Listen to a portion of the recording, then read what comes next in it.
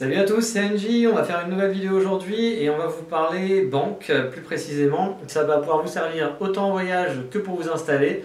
Je vais vous parler d'une banque qui peut être très intéressante, une nouvelle banque en ligne. C'est parti!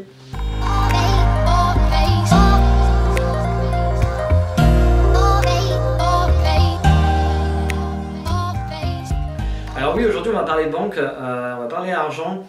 C'est plus orienté pour les gens qui vont vouloir s'installer au Japon, mais ça peut aussi vous servir si vous voyagez beaucoup. Alors je vais vous expliquer pourquoi. Quand vous allez en fait au Japon ou dans un autre pays et que vous utilisez votre compte courant normal avec votre carte bleue, en fait quand vous allez retirer de l'argent, vous allez faire des paiements, les banques vont prendre des commissions. Et donc souvent ça va être quelques euros par-ci, quelques euros par-là, ça peut vite monter. Et c'est pareil pour le taux de change, c'est-à-dire que si vous tapez taux de change sur internet et que vous allez regarder l'équivalent, en fait ce que la banque va utiliser, elle ne va pas utiliser le taux de change officiel, elle va utiliser celui-là bien sûr à la base, mais elle va rajouter une commission dessus. Et du coup, tout ça cumulé, ça peut vite monter. Alors c'est vrai que si c'est juste pour quelques dépenses, vous n'allez pas trop le voir, si c'est quelques euros, mais si comme moi vous allez vivre là-bas par exemple et que vous allez avoir un budget, moi j'ai un budget qui est dans les 50 000 euros pour les 2 ans, forcément, sur les 50 000 euros, ça peut faire mal. J'avais calculé, alors c'était pas exactement ce calcul-là, mais j'avais déjà calculé juste pour faire des virements, et j'allais en avoir pour plus de 1000 euros de frais. 1000 euros de perdu juste parce que vous avez fait des virements, ça fait quand même un petit peu mal aux fesses. Donc du coup, je me suis dit, bon, on va quand même se renseigner et regarder ce qu'on peut faire. Et en cherchant un peu à droite à gauche, j'ai trouvé une banque qui était plutôt pas mal, qui s'appelle donc N26. Donc voilà, voici ma nouvelle carte, ma carte bleue, pardon. Donc N26. Et alors pourquoi j'ai ouvert un compte chez eux? Alors déjà parce que c'est simple, ouvrir un compte en fait c'est une appli, c'est une nouvelle banque, donc une banque en ligne, ce qu'on appelle les néobanques. C'est allemand, donc voilà. Ils ont des concurrents, mais celle-là était vraiment pas mal, parce que déjà pour ouvrir son compte, ça vous prend moins de 10 minutes et tout est fait en ligne. Pour comparaison, là je voulais ouvrir un deuxième compte, moi je suis à la banque postale, je voulais ouvrir un deuxième compte à la banque postale, pardon je pose ma carte, à la banque postale, et du coup en fait, juste pour avoir un rendez-vous pour ouvrir un deuxième compte, il fallait que j'attende 3 semaines. C'est long, c'est très très long. Quand on fait 3 semaines et 10 minutes, je veux bien attendre un petit peu, mais pas 3 semaines quoi. Et bon, ça c'est juste un petit point de détail. Mais pourquoi c'est vraiment super intéressant? C'est parce que en fait, vous allez avoir des commissions et des frais qui vont être beaucoup moindres. C'est-à-dire qu'avec ce type de compte, avec cette carte bleue qui est noire, mais c'est une carte bleue, en fait, on peut utiliser cette carte dans les distributeurs à l'étranger et ils ne vont pas vous prendre de commission. Donc déjà, vous avez ça en moins à payer à chaque fois que vous allez faire des retraits. Et en plus, ils ne prennent pas de commission non plus sur le taux de change. Ils utilisent le taux de change de Mastercard. Alors attention, c'est pas le même taux de change que le taux de change officiel quand vous allez taper sur internet taux de change pour voir la comparaison. Mais c'est un taux de change qui est quand même très très proche. Et du coup, pareil, c'est encore par rapport, quand j'ai comparé par rapport à la banque postale, je gagnais énormément en passant par cette carte qu'en passant par la banque postale, en retirant avec ma carte habituelle, carte de crédit. Et c'est pareil pour les paiements, c'est-à-dire que pour les paiements, ils ne vont pas me prendre, ils ne prennent pas de commission sur les paiements que je vais faire en ligne. Alors il y a plusieurs types de comptes chez N26, il y en a 3, mais il y a le troisième qui ne vous intéresse pas, en gros c'est pour avoir une très belle carte et se la péter, mais il n'y a pas énormément d'avantages en plus. Il y a un compte qui est à 0 €, donc c'est gratuit, donc comme ça vous permet au moins de l'essayer pour voir si ça vous plaît ou pas. En fait le désavantage du côté gratuit, c'est qu'il faut faire au moins, si je dis pas de bêtises, il faut faire 9 paiements avec par trimestre. Ou alors c'est tous les mois, je sais plus. Moi je suis pas passé là-dessus, donc c'est pour ça que je peux pas vous dire exactement les détails. Et il y a quand même des frais quand on fait des retraits à l'étranger. Voilà. Et je crois qu'on a le droit à 5 retraits gratuits à l'étranger, ce qui est déjà pas mal si vous partez juste en vacances. Donc je pense que pour cette offre-là, pour partir en vacances, c'est plutôt une bonne option, ça ne vous coûte rien. En fait, quand vous allez faire un virement de votre banque française sur cette banque-là, qui est en Allemagne, donc dans l'Union Européenne, vous n'aurez pas de frais a priori de virement aussi, pareil. Donc du coup, vous pouvez transférer votre argent pendant les vacances et utiliser cette carte juste en vacances. Vous faites moins de 5 retraits, ça passera et vous n'aurez pas de frais, contrairement à votre banque normale. C'est quand même plutôt pas mal. Et donc par contre, il y a donc une version payante qui est à moins de 6 €, on va dire 5,99 €, on va arrondir à 6, soyons fous, qui est à 6 €.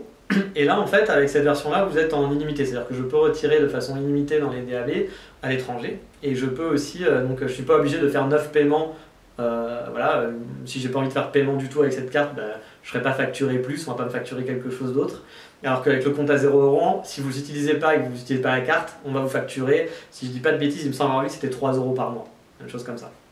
Mais là du coup moi j'ai préféré l'offre à 6 € parce qu'au moins voilà, j'ai pas de limite, je peux retirer quand je veux, je peux payer quand je veux au Japon en n'ayant donc pas de commission et donc pas un taux de change qui soit complètement farfelu, parce qu'il y a certaines banques qui se font vraiment plaisir sur le taux de change. Renseignez-vous parce que parfois ça peut faire un petit peu mal, Enfin, Même en vacances, hein, on part en vacances, on commence à retirer, à utiliser la carte à tout va. Puis mine de rien, on se dit on aurait peut-être dû prendre du liquide plutôt et partir avec parce que bah, les frais, ça commence à augmenter petit à petit dès qu'on fait des retraits. Donc voilà, ça peut être une bonne option, moi c'est l'option que j'ai choisie. En gros, je vais garder mon compte en France, la Banque Postale.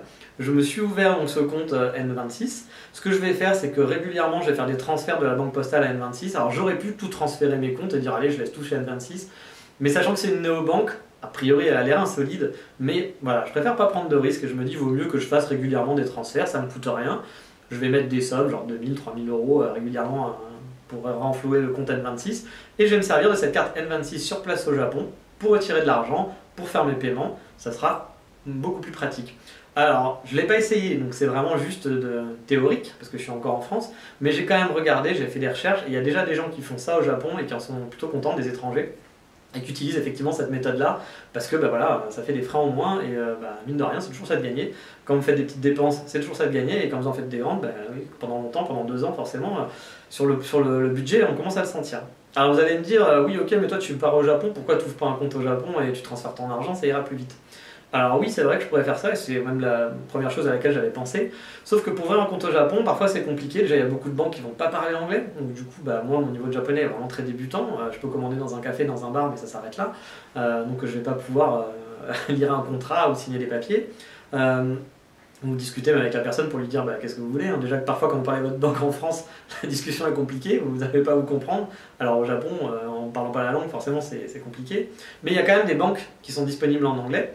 Et il y a aussi la fameuse poste là-bas, donc comme la banque postale chez nous, où on peut ouvrir un compte et où a priori c'est assez simple, même s'ils ne parlent pas anglais, c'est pas très compliqué. Le seul problème que j'ai vu, c'est que par exemple, on peut pas faire de virement, alors je sais plus, parce que j'ai fait mes recherches il y a quelques temps, je sais plus si c'est 6 mois ou 1 an, mais en gros, on peut pas faire des virements rapidement, c'est-à-dire que si je veux me transférer de l'argent de France sur ce compte, bah je peux pas. Donc du coup, je suis content, j'ai un compte en banque, mais bah, je peux pas l'utiliser, je peux pas retirer de l'argent, je serai obligé d'utiliser ma carte de la banque postale. Donc bah, c'est le mauvais plan. Donc c'est pour ça que je me suis dit, il faut que je trouve une autre astuce, parce que bah, là, ça va me revenir cher si à chaque fois je dois utiliser ma banque postale. Donc je vais être chez N26. Alors le truc à savoir pour N26 aussi, c'est qu'on peut faire des virements. Vous avez un IBAN, donc pas de possible, pas de problème, je vais vous faire des virements. L'appli est vraiment très bien faite. J'ai comparé avec ce que j'ai à la banque postale, c'est le jour et la nuit. Vous avez des notifs, dès que vous payez, vous avez une petite notif, donc comme ça vous êtes averti. Vous pouvez choisir le code de votre carte bleue, c'est quand même pratique pour ceux qui n'ont pas trop de mémoire. Vous pouvez changer le code de votre carte bleue directement via votre appli, pareil si vous l'avez oublié. Vous pouvez aussi bloquer les paiements à l'étranger. Par exemple, vous dites bon bah là je pars en vacances et je veux être sûr qu'il n'y ait pas de problème. Vous pouvez bloquer tous les paiements à l'étranger et les réactiver comme vous voulez. Vous pouvez changer le plafond en direct de l'appli. La banque postale, il faut faire un mail par exemple. Hein. Bon, je suppose que vous n'êtes pas à la banque postale, peut-être que vous avez des banques plus sympas, mais pour vous comparer, l'appli vraiment, en plus elle est très jolie. Franchement, elle est très belle. Et donc bah, c'est un gros plus, vous avez même des stats, ça permet de gérer vos comptes, c'est-à-dire que dès que vous achetez dans un café, vous avez, je sais pas moi, d'argent qui rentre, vous allez payer dans un restaurant, bah, il va vous catégoriser tout ça et du coup bah, vous pouvez regarder en direct et avoir un genre de petit budget à vous qui se calcule directement avec des petits graphiques. C'est bonus, voilà, ça peut être sympa pour un peu checker voir ses dépenses et se dire ah bah tiens finalement je dépense beaucoup dans les restos en ce moment, il faudra peut-être que je baisse, voilà, chose comme ça. Donc franchement l'appli est vraiment très cool. Et donc il y a une autre chose qu'il faut savoir, c'est qu'on peut faire des virements aussi à l'étranger à moindre coût, parce que ça aussi, si vous êtes dans une banque en France, si vous faites un virement à l'étranger, ça revient cher. Ils se prennent une commission aussi, qui varie suivant la somme, mais ça monte assez vite. Donc il y a une première commission. Et il y a une deuxième chose, c'est qu'aussi il y a le taux de change, pareil, qui fait assez mal. Et puis moi par exemple à la banque postale, un truc très con, quand je veux faire un virement au Japon, c'est compliqué parce que sur leur site internet on peut faire des virements en euros ou en dollars. Donc moi la personne me dit je veux tant d'yens, je sais pas quoi lui donner, parce que si je veux voir le taux de change sur internet, oui j'aurai la comparaison, sauf que vu que la poste prend une commission et a une commission sur le taux de change aussi, il n'a pas le même taux de change, moi je lui envoie la somme qu'il avait écrit à peu près en euros, sauf que il va pas recevoir cette somme finalement, il va recevoir moins. Donc du coup c'est impossible de savoir, parce qu'ils n'affichent pas leur taux de change, donc c'est impossible de savoir combien va recevoir la personne. C'est quand même pas pratique, quoi. On est en 2018, on devrait pouvoir faire ça facilement. Donc si vous connaissez, en fait, il y a un site qui permet de faire des virements d'argent facilement, qui s'appelle TransferWise, où là vraiment, justement, contrairement à la poste, c'est très pratique de le faire. Donc N26 est couplé à TransferWise, mais un truc un petit peu bizarre, c'est-à-dire que pour faire des virements via N26, vous allez passer par TransferWise en fait, sans le savoir. Enfin, ils vous le disent, hein, mais je veux dire, voilà, c'est à l'intérieur de l'appli. Sauf qu'en fait, si vous passez par TransferWise, vous pouvez faire des virements en yens, mais si vous passez par N26 via donc, TransferWise, vous ne pourrez pas faire de virements en yens. Voilà, c'est pas possible. Donc c'est un petit peu le mauvais côté de N26, c'est que pour faire des virements, bah, vous serez obligé d'utiliser le virement directement sur TransferWise. C'est pas la mort, mais vous ne pourrez pas utiliser votre compte N26 et dire voilà, je vais faire un virement simple et autres. Sachant que moi avec TransferWise, j'ai eu quelques problèmes, j'ai dû faire des virements au Japon, et je vous en parlerai dans une autre vidéo quand je vais vous parler de mon logement. J'ai galéré et je suis encore en galère pour arriver à transférer de l'argent au Japon. J'ai l'argent, mais c'est compliqué. La banque japonaise refuse à chaque fois les transferts de TransferWise. Je pense que c'est un problème spécifique à cette banque, hein, voilà. Mais c'est le premier test que j'ai fait avec TransferWise, donc je peux pas vous dire. Je pense que j'ai pas eu de chance, mais voilà, c'est comme ça. Donc voilà, moi je vous conseille de bien vous renseigner. C'est pas la seule banque qui fait ça. Il y a d'autres banques aussi qui permettent de faciliter, de ne pas avoir en fait des frais énormes à chaque fois que vous allez retirer. Mais que ce soit si vous allez habiter, bah forcément c'est bien d'avoir un moyen de paiement et de pouvoir retirer de l'argent, même si là-bas on paye beaucoup en liquide, bah, il va falloir retirer de l'argent de votre compte. Donc je pense que c'est bien d'avoir une carte comme ça où vous allez avoir des frais vraiment minimum. Et à côté de ça, même si vous allez en vacances, bah, pourquoi pas, avec le compte à 0 €, vous avez le droit à 5 retraits. Voilà, si après, bon, faut l'utiliser un petit peu parce qu'effectivement, à 0 €, si vous ne faites pas les 9 paiements, ils vont vous prendre des frais, donc c'est un peu dommage. Mais si vous partez souvent en vacances ou si vous-même vous voulez l'utiliser en carte, il y a du paiement sans contact, etc., et que vous voulez l'essayer un peu comme ça avec une carte d'appoint, vous transférez un peu d'argent de temps en temps, bon, bah, je pense que les paiements, vous pouvez les faire de temps en temps avec. Et bah, comme ça vous paiera moins cher quand vous allez au Japon. C'est toujours des petits calculs, hein. De toute façon il faut toujours faire ses propres calculs, donc je vous encourage à regarder. Mais surtout si vous partez sur du long terme, ne partez pas avec votre banque traditionnelle. Ne partez pas juste avec votre crédit lyonnais, avec votre banque postale, avec votre crédit agricole, parce que souvent vous allez avoir des frais qui vont être énormes, et c'est vrai qu'on n'y pense pas forcément, mais si vous allez vivre là-bas, donc vous allez retirer beaucoup d'argent sur place, et du coup ça va vous coûter une blinde, alors que vous pouvez réduire la facture. Je dis pas que vous allez gagner des milliers comme ça, mais voilà, ça va peut-être se compter en centaines d'euros si vous restez 2 ans sur place. Donc il faut quand même faire attention à ça. Et donc voilà, je vous invite à aller sur le site de N26. Moi franchement pour l'instant j'en suis content et je vous referai une vidéo bien sûr sur place quand je l'aurai vraiment utilisé pour vous dire bah, si effectivement ça marche bien ou si au final, mauvais plan, j'avais pas prévu tel ou tel truc et finalement c'est pas super pratique. Mais a priori sur le papier, j'ai l'impression que ça va être quand même plutôt pas mal et les retours que j'ai eu de gens qui étaient au Japon et qui l'ont utilisé, on en dit plutôt du bien. Donc bah, j'espère que ça pourra vous aider. J'ai fait un article sur mon nouveau blog, Mon Kyoto, pour en reparler un peu plus en détail si vous voulez avoir un peu des informations complémentaires par rapport à la vidéo. Donc je vous invite à cliquer sur le lien qui va être en dessous dans la description. Et puis bah, je vous dis à bientôt pour une prochaine vidéo. Ciao, bye bye!